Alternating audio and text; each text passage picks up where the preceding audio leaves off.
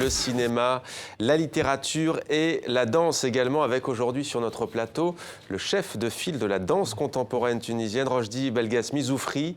C'est une performance en solo de danse contemporaine, donc autour du Rbour, j'espère que je prononce bien. Tout à fait. Qu'est-ce qui caractérise au juste cette danse?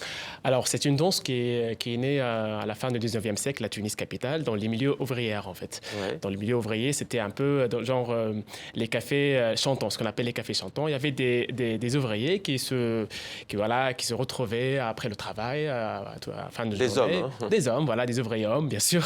Et donc, ils se retrouvaient dans ce café et ils dansaient, en fait, d'une manière très sexuelle. Parce qu'il y avait une frustration sexuelle, parce qu'ils étaient un peu loin de leurs femmes. Ils étaient d'abord mis à l'écart de la médina, de la ville, parce que c'était dans les faubourgs très populaires. Et donc, cette danse, elle est née dans ces quartiers, dans ces cafés, par des ouvriers. Donc, le Rbour, en fait, c'est une danse ouvrière au départ. Après, on voit les images, on voit les images du spectacle. Hein. Après, elle s'est transformée déjà en danse mixte, en danse où les femmes peuvent participer, en tout cas, dans ce Rbour. Donc, aujourd'hui, c'est grâce à le Mzaoudi, à ce qu'on appelle les joueurs de Mezoued. Le Mezoued, c'est une sorte de cornemuse. C'est-à-dire, Mzaoudi a joué, en tout cas, animé beaucoup nos fêtes en Tunisie. Ils ont récupéré ce Rbour, cette danse de Rbour, ces rythmes aussi. Et bien sûr, ils ont enlevé les soi-disant scènes obscènes, cette vulgarité entre parenthèses. C'est ça qui dérangeait parce qu'ils étaient mal vus, c'est ça? Voilà, ils étaient mal vus, maltraités, ils étaient écartés, rejetés par la société et par aussi le système politique de cette époque. Et aujourd'hui, tout mon travail, il est à la recherche, en tout cas, de ce patrimoine. Tout à fait, de patrimoine, ce patrimoine rejeté et mis à l'écart. Comment réagissent les spectateurs, le public à Paris notamment? Le public français ou bien... Un peu les deux. Je pense que c'est intéressant de voir le Mezoued, de voir la culture populaire, la culture tunisienne traditionnelle dans un palais comme le Palais de Tokyo, qui a un musée d'art contemporain. C'est un peu paradoxal, mais je pense que le public a beaucoup aimé la performance. Il y a eu quand même une deuxième partie la deuxième partie de la performance. J'invite le public à participer. J'implique le public dans la danse. Tout le monde a dansé. Donc, c'était la fête vers la fin. Donc, on oublie complètement nos frontières. Tout le monde a dansé le Rbour. Absolument. On oublie complètement les frontières et on rentre dans un langage, universel, oui. Tout à fait.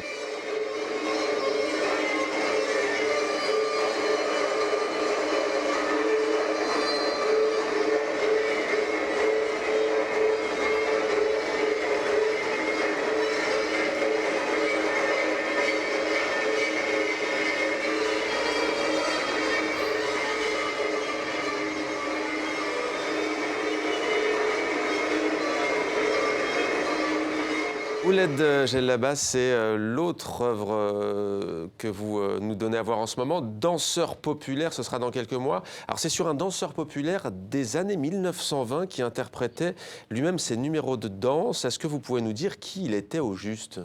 Alors, dans les années 20, il y avait pas des danseuses. Il y avait des hommes qui jouaient ou qui dansaient ou qui interprétaient des femmes. Donc il y avait des hommes travestis qui dansaient un peu à la Médina de Tunis. Donc, c'était toléré, ça existait d'une manière naturelle et tout ça.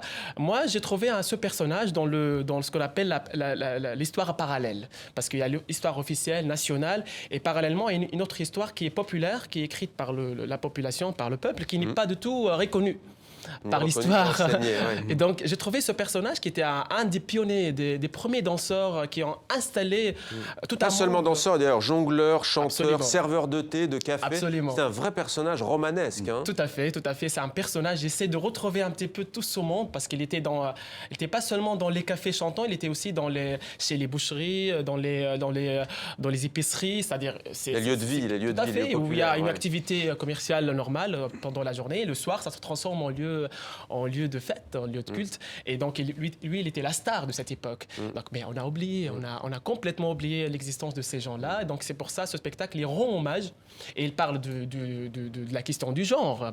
Oui, vous interrogez le genre dans ce spectacle. Tout à fait, qui est une question aujourd'hui d'actualité. Ces gens-là, ils étaient avec nous, ils existaient. Donc, pourquoi aujourd'hui on les écarte, on les met à côté?